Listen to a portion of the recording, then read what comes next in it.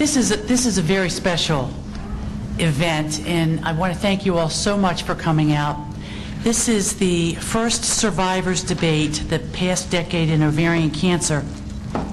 And the important thing I think about this gathering is it's the first time survivors are doing their own thing. Sandi Pniauskas and Carolyn Benivegna came up with this idea. This is the patient voice, which, as we know, often can get lost in basic medical decisions, in extended medical decisions.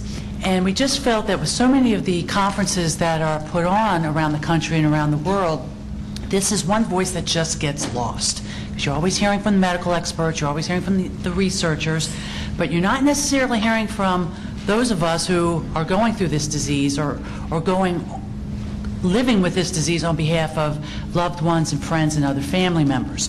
So this is great. It's a wonderful turnout. Thrilled to have you all here. And I guarantee you, you will leave with wonderful knowledge. You will be entertained. Carolyn and Sandi are probably two of the most knowledgeable lay people on the planet when it comes to this disease, the pros and the cons, the goods and the bads.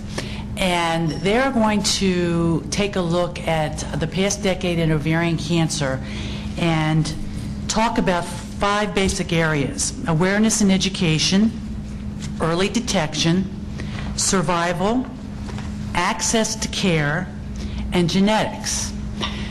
Now, there's been a lot of controversy over using the word debate in this series that we're going to be having, because what the experience that I've come across is, well, what are you going to debate about ovarian cancer? Who is going to be for ovarian cancer, right? I mean, that's typically, you know, the idea that you get from debate. But my friend Sandi was very clear about that when you have a debate, you're looking at the pros and cons of a particular issue. And in these 5 topics that we're going to talk about, the process over the last 10 years, you're going to take a look at some stuff and you're going to say, oh my God, because what they're going to be doing is taking a look at comparing what has gone on in this particular field over the last 10 years. That's my dog, Gemma. I told her she was going to be famous this weekend.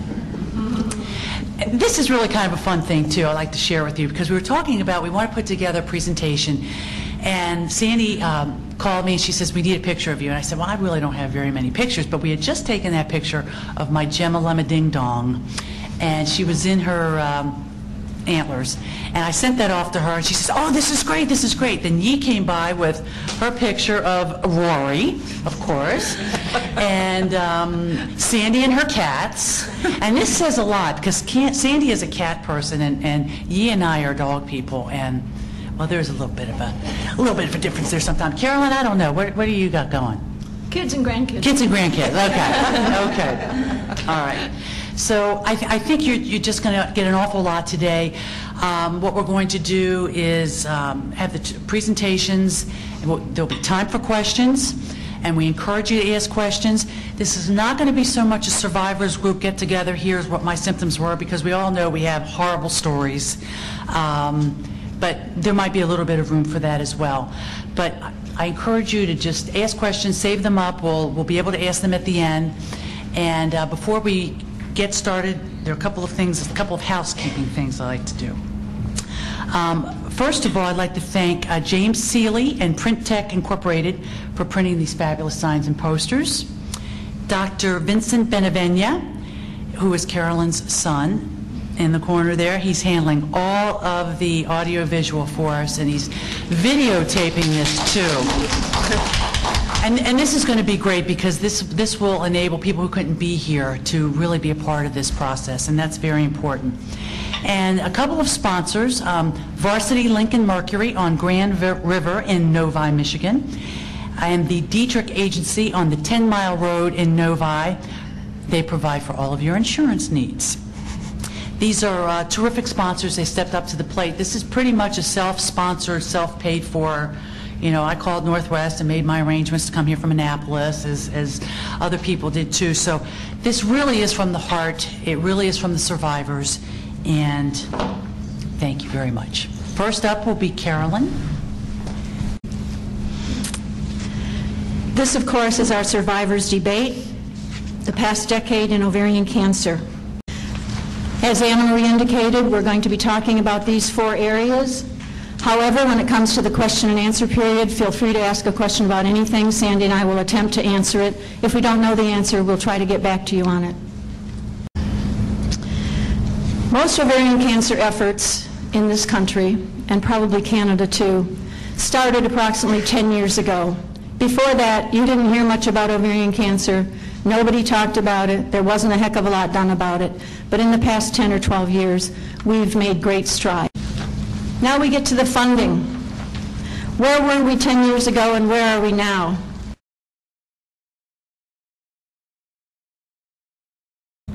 We're going to talk a little bit about genetics. There's a genetics awareness campaign by Myriad Genetics. It's a pilot program, and we're all becoming internet babies, aren't we? But I was surprised to see that a recent National Institutes of Health survey revealed that most people would prefer to get their cancer information from their healthcare providers. Isn't that interesting? Now we're going to talk a little bit about early detection, general disease facts, which you can read about this. The statistics in Canada and the U.S. are drastically different, but so are our populations. If you look, however, at the percentage of deaths versus diagnoses, in the U.S. it's 68% and in Canada it's 70%. So we're on a par. It's just that our populations are different. Early detection of ovarian cancer. You don't have to be a member of Mensa to understand why it's important. It is extremely difficult to get an early diagnosis, but it's not impossible. Many of you have read the recent consensus statement that lists the early symptoms of ovarian cancer. It isn't, please don't ever use that term, silent killer. I don't ever want to hear that again. It is not silent, and you know that because you've been there, done that. The symptoms are there even in early stage disease. It's just that most of us didn't know about them, didn't recognize them. If we did and we knew something was wrong, we went to doctors, and maybe they weren't recognized there either. Hence, we have late diagnoses. The symptoms are subtle, but they are prevalent. With early detection and specialized care, and we'll get into a little bit about the specialized care in the access to care section, with early detection and specialized care, survival rates increase dramatically, and I have a few charts later on to show you how those rates increase. These are ovarian cancer outcomes by surgeon specialty, and I hope that's bright enough for you to see. I tried to lighten it up. By gynecologic oncologist, the residual disease is less than half that left behind by general surgeons and OBGYNs, and the longevity is twice for gynecologic oncologies having done the surgery versus general surgeon or OBGYN. Another very good reason to go to the specialist, the gynecologic oncologist.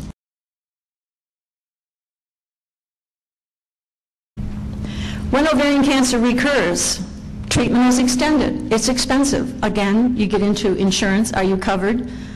How can you get treatment? Where can you get treatment? Where can you get your specialties? When a woman recurs, generally, not always, but generally they will keep recurring, and the treatment goes on and on with periods of time in between where maybe there's no treatment. What's next? What is next? We've talked about all of these subjects, but what is next?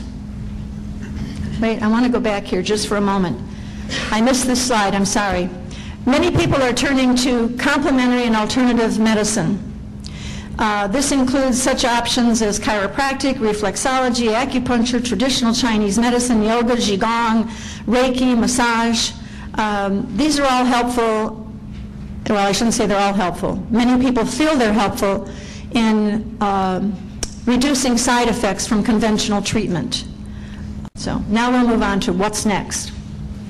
What is next? We need to involve survivors in the dialogue and decisions, hence this debate. We need to raise awareness and educate and get involved. We need to demand better access to care and demand more research and expedite the process for research. The dollars have been cut, cut, cut. Every year we have to go to Washington and beg for $10 or $15 million for the DoD program for ovarian cancer research. It's pathetic that we have to do that. And of course we need more survivor-led debates. Thank you, Carolyn. And that's Taxol on Wednesday. That's amazing. Thank you, Carolyn.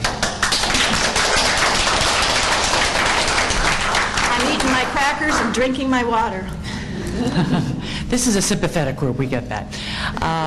Next, presenting the con side.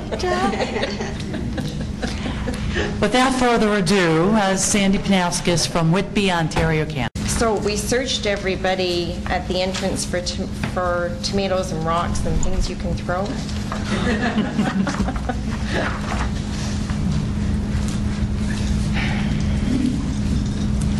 Just a personal, compassionate plea.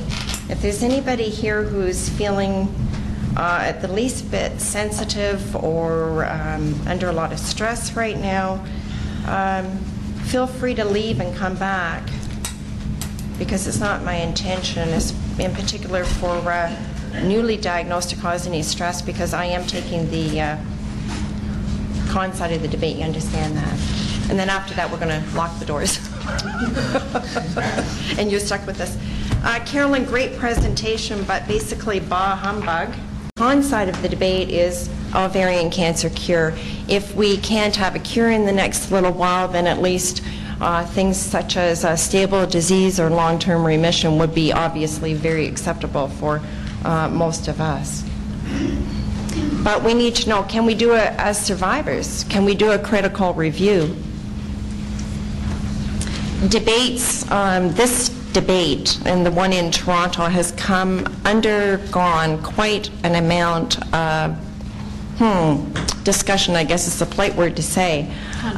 Controversy, yeah, in capital letters. But that's okay, because it's my assessment that because of the controversy, we must be striking an edge, or we must be striking a point.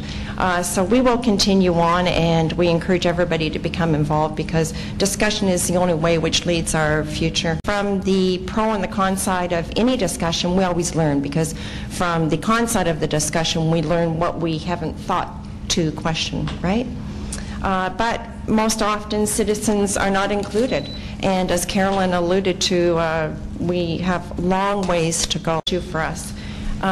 Mostly with when we're newly diagnosed, we have many issues to contend with. And I mean, these are just a few of them, and I think you can all relate. So you're newly diagnosed with ovarian cancer, you have your appointments with your physicians, and there's always more than one, and then we have a multitude of other issues. So it's very, very, very difficult. So that's why we need to lean on other survivors, and we do that well, I think.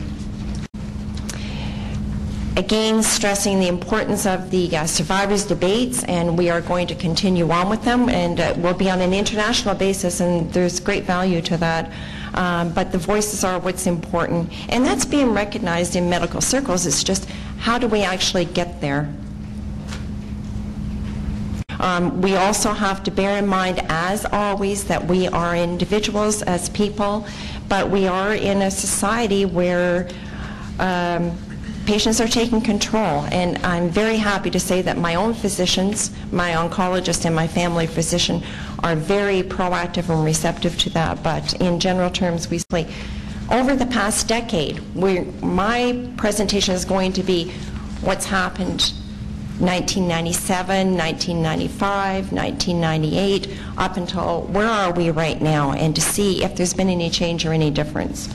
So 1997, we were calling ovarian cancer rare, uncommon, common, all of those terms were being used. Now we're back to the same old thing. So we haven't quite established in a cancer which, unknown to most people, has the highest mortality rate of all female cancers, and I do include breast cancer in that, and that's going to be a controversial statement, but it has the highest mortality rate of all female-related cancers, not number, but highest mortality rate. We still do not understand the effectiveness of the CA-125 and when we should be using it, and this is well in excess of a decade. So in 1997, 1999, when I was diagnosed, we still we'd use the CA-125 for disease progression, but there was lots of controversy over when and where, and we're still discussing that issue today.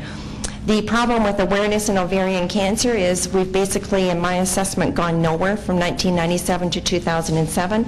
And to support that rather significant statement is two polls, one from Canada and one from the U.S.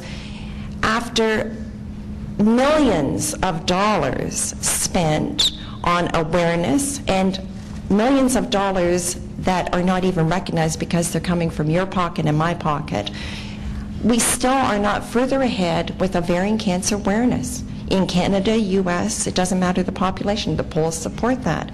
So we're still talking about the signs and symptoms of ovarian cancer, and is it silent or is not silent, and so again, to be very critical, where have we gone? We've gone, sorry Carolyn, but we've gone nowhere.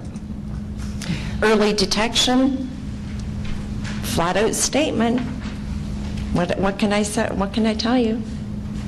The importance of survivors' contribution is that, and I'm leading into something because this is not a comment from a cancer-related organization, but it was an international symposium, and they talked about actually getting all of the views on the table, whether we like to hear what people have to say or we don't, but then we can, sort out.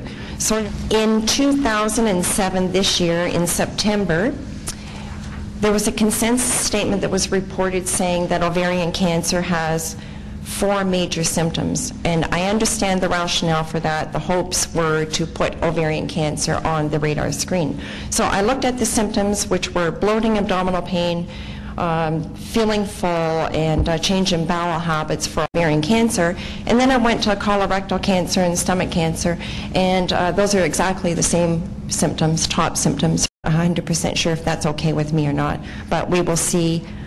But if it's not okay with you, Carolyn, then what you have to do is make your voice known and get out there and speak about it.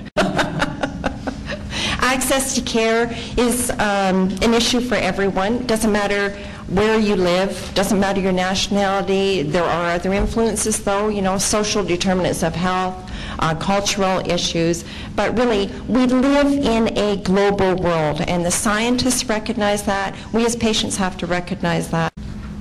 You have choices depending on where your financial situation is. Access to care, paper written by St. Vincent's Hospital is great. Actually, it attests to rationing of care in the U.S. Woo! We thought that was just a Canadian issue, right? You can pick up the paper. Access to care, again, Commonwealth Fund, which is not a UK organization, it's a US organization. I encourage you to look at that site if you're interested in getting involved in the US change in the healthcare reorganization. Canada has already gone through that period. The issues, access to care, what's old, what's new. Ethics are very important when it comes to genetics. There's a lot of considerations, emotional considerations being one of the largest ones as it applies to us. We have 2 major genetic syndromes, which is the BRCAs, which is the breast and ovarian, and we have the other one, which is no change really in genetics, other than we really have improved and moved forward in genetics. It's absolutely fascinating what is happening. We're beyond just BRCA1 and BRCA2. We're now into SNPs and polymorphisms and small changes that make an impact, and it's all very technical, but we're moving at a very fast pace through the genome, and ultimately it will make an impact, but read the research. So the impact factors, on one hand, we can explain that to you when you've had genetic testing or are thinking about genetic testing. Fear, denial, family issues, surgical intervention, monitoring. So really, the issues are very simple. It really comes down to very basic human elements. We are going to hear from a representative of the people who are sitting to my left. I have great admiration for them, and beyond that, I'm probably speechless, and I don't want to get emotional, so I'll just sort of leave it at that. as Annamarie said, I'm one of 2 healthcare professionals, cancer nurses, who are here, Bridget and myself. And we're really happy when Sandi and Carolyn invited us to participate in the debates in kind of a background way. We also wanted to share some of the reasons why we were so pleased to be asked. We also wanted to bring a bit of a healthcare perspective that we think might be a little different than what they were debating about today. We have a small bias in favor of our physicians, our researchers, and our healthcare systems in general. Although we could see that ovarian cancer statistics were less than rosy, we both feel that supportive care for patients over the past decade has improved substantially. We have new agents now. Both Bridget and I have worked in oncology for, I don't know how many years Bridget has. 25. And I'm 28, so yeah, quite a while. And we've seen wonderful changes in anti-nausea medications, better and more effective antibiotics to deal with things like neutropenia and other infections. We've also changed the way we approach dealing with treatment side effects. We used to treat reactively and wait for people to have a symptom to occur. Now we treat proactively and in a preventative way. And I do think in the past 10 years that that has made a huge difference. I like to think that we have a myriad of other supportive therapies as well. And on top of the treatment advances, we also think there's more involvement in patients. I think because of things like internet, the communication groups like the Ovarian Cancer chat room that everybody in this room seems to be affiliated with, that both the speakers alluded to, really help educate women, and therefore I see a lot more participation on the part of patients and their caregivers in treatment decision making, and that's something else that I think we should celebrate, and that's really only happened. I also thought you might wonder why Bridget and I were asked, and we have a mission and another reason for being here, and that is that we'd like to document the events of today and the events of next Saturday, and we hope to write a couple of manuscripts and have them published in current medical journals. So we're going to work in collaboration, cooperation. Sandi and I have this term about when we write or present, we each share each other's work, and we say we can slash and burn and change it as much as we want, because we know that just by slashing and burning you're going to improve. So anyway, to conclude, 10 years ago a debate such as this would never ever have happened. It's another testimony as to how far women with ovarian cancer have come in the last decade. It's also a testimony to the integrity, the diligence, the boundless energy, and total commitment of these ovarian cancer women and their caregivers who had a dream that they've been working on for a long time, and today have made that dream come true. I actually think today is a historic day for the United States, and next Saturday will be a historic day for Canada, because in my many years now, I've never seen patients accomplish as much as these women. So please join me in acknowledging their great work.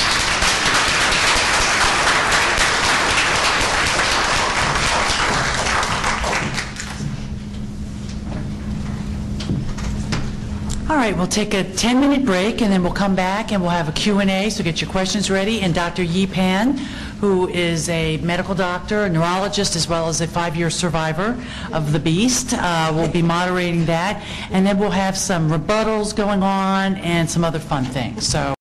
And the important thing about the microphone is that Dr. Benivegna is taping this, so it's like a direct feed. Am I right, Vin? Well, before our debater come back, I just want to welcome you again, and it is great all the survivor and caregiver come here to participate in this event. Carolyn and Sandi had excellent presentation, but we all hold our question here.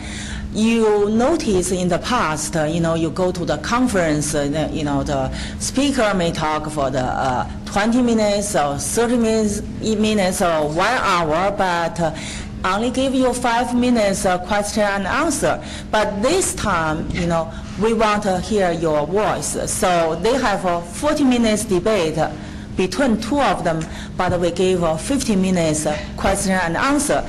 So actually, this is your time, and if you have any comment or question, you can directly address either Carolyn or Sandi, and I'm pretty sure they will give you a thorough answer. And since Carolyn not there, and we can think about if somebody do not want to speak out, you can write in the note, and we will collect. Can get to know you. Okay. My name is Mary Ross, and I'm from this area, Farmington Hills. I have a few questions. I'm new to this still. It's not been 2 years yet since I was diagnosed. What is IP chemo? Okay, Carolyn, since you start, please I'll sit down. Describe what is the abbreviation of IP. IP is intraperitoneal. They put a port in your abdomen and put the chemo right in there. They used to, I don't know if they still do, they used to put you on this board and flip you around and all this so that the fluids go around and touch all your organs in there. IP versus... Here's the other consideration that is still in debate. I still have my con hat on here. Close your ears if you don't want to hear this. The debate continues on whether, which follows what Carolyn's saying, to treat early or to treat late, and does it impact on survival?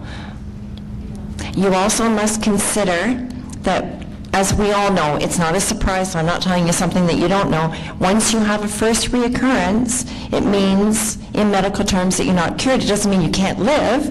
It means that you're not cured. So in a situation such as yours, what you have to appreciate, understand, and make decisions about are your future, not today, your future quality of life.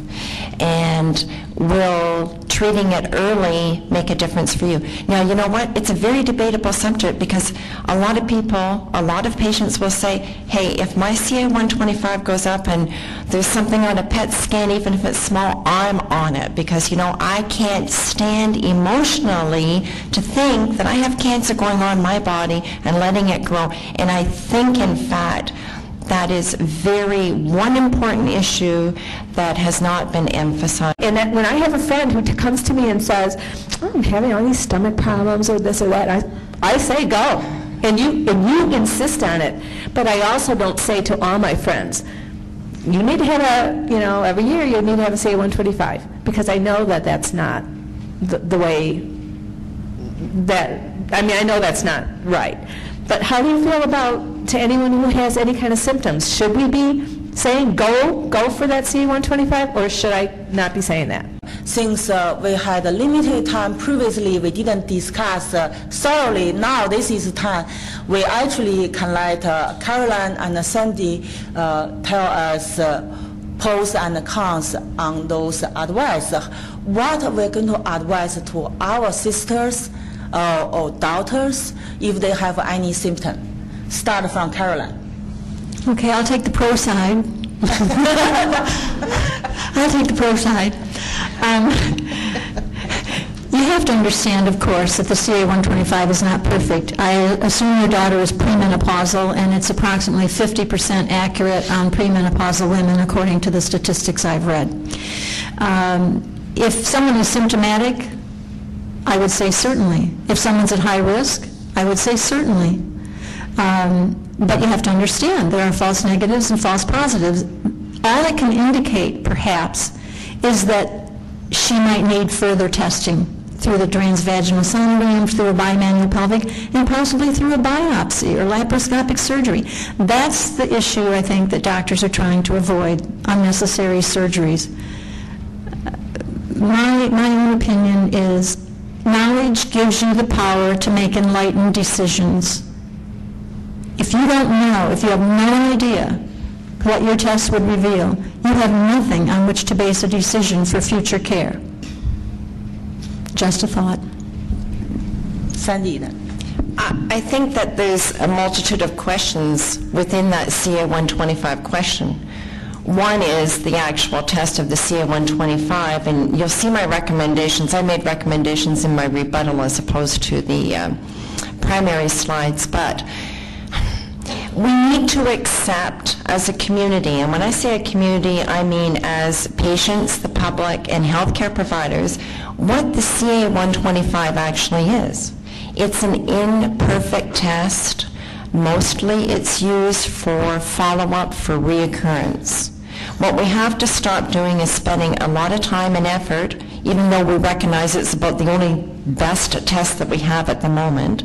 We have to stop spending a lot of time doing more research on CA-125 and realign ourselves with research efforts on something that's going to prove useful in the future, and that's already happening, but maybe by doing that we can spur on the research for the proteomics and a new, more effective blood test.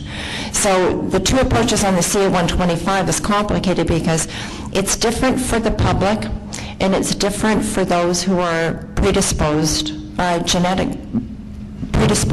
a genetic predisposition. So the general public we have to understand screening and diagnostic.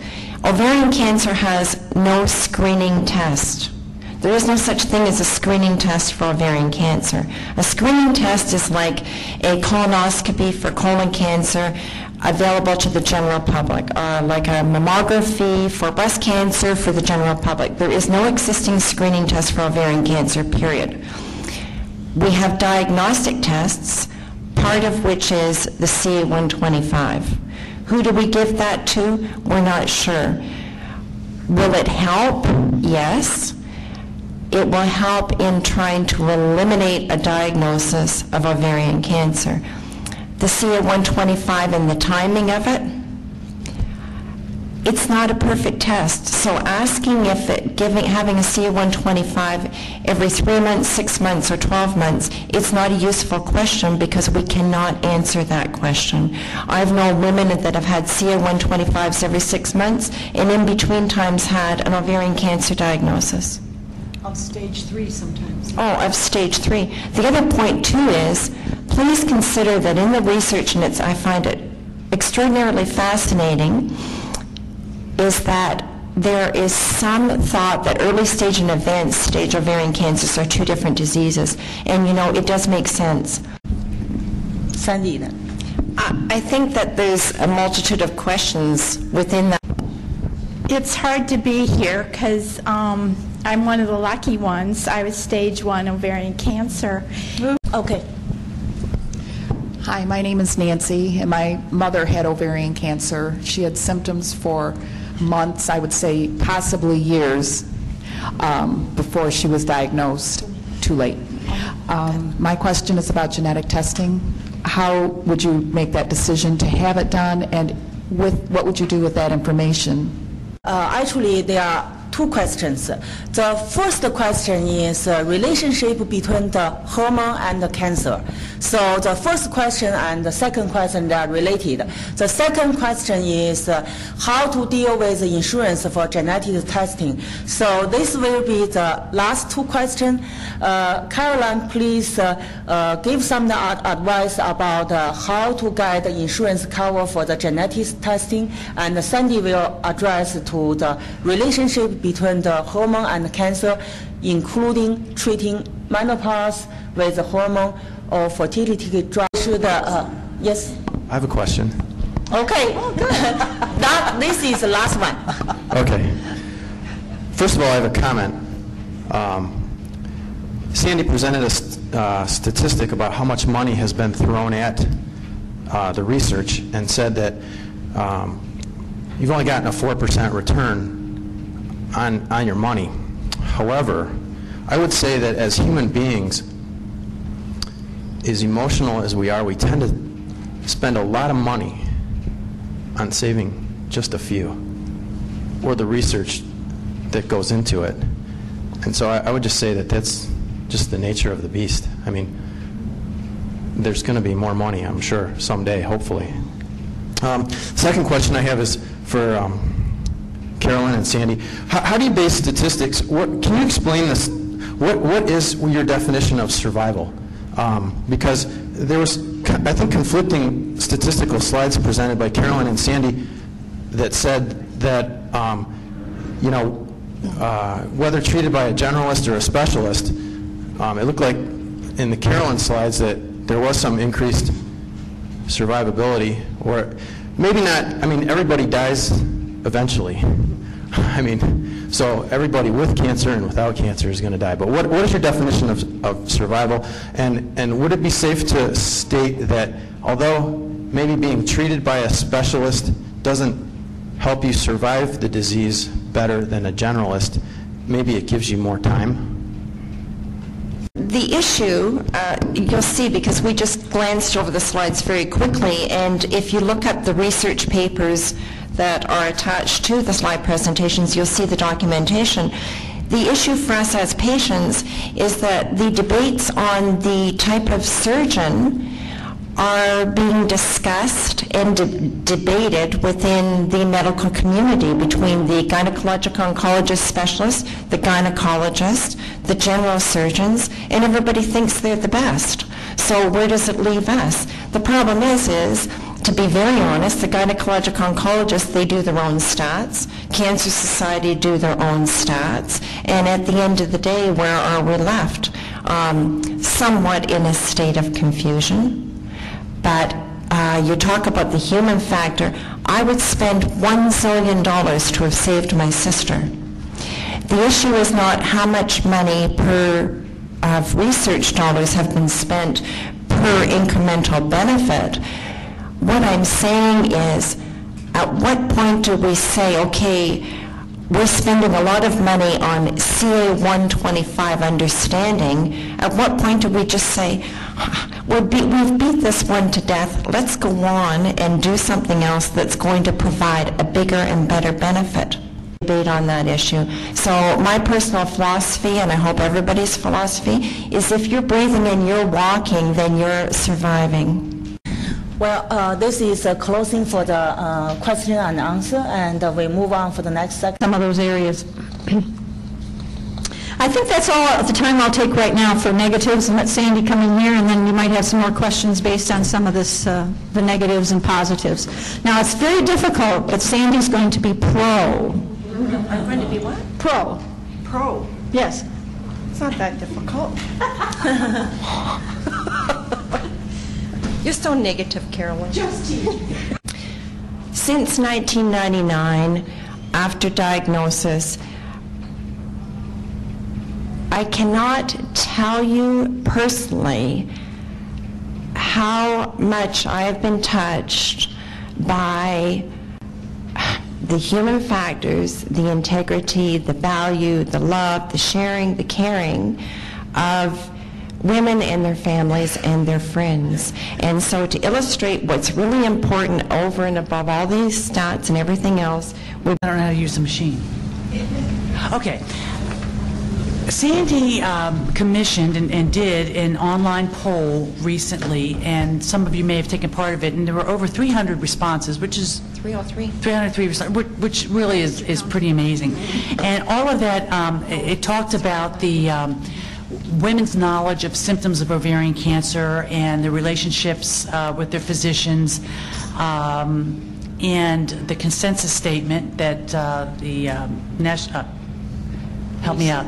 The American Cancer SGO. Society, the Society of Gynecologic Oncologists, and the Gynecologic Cancer Foundation. Thank you, Carolyn. And There you go. You're there. Okay. is that That's it. Yeah, Viva? Enter again.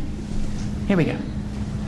Okay. Oh, this is the fun part. Yes, I love this. Okay. Carolyn Benivegna. She's the hostess of this debate. And if I get we sort of commissioned a special presentation for you, and they, through the generosity of their hearts, created an amazing piece of artwork that we're going to give to Carolyn. You didn't tell me. And it is... Secrets. Now that's kind of a little bit of a stretched out version, but it is titled Woman Leaps Forward. And I don't even know how they did this, because I would not ever come up with this kind of concept, and neither would Sandi. I mean, there's just no way. And it's just a beautiful motion of spirit and life and enthusiasm and love and generosity. And one of the final things we'd like to talk about is there's a third debate. Well, the second debate will be next week in Toronto at the Metropolitan Hotel, Saturday, November 3rd, same time, same format, and we'll all be there with some of our Canadian friends. And the big announcement here today is that there's a third event that is being announced right now. And let's see, whoever can guess what that stands for here. Viva Las Vegas. That's right. The Ovarian Cancer Alliance of Nevada has volunteered to do this next April 19th. You can go to their website, ocan.org. Our goal is to save women's lives. Don't gamble with your health. Learn the symptoms of ovarian cancer.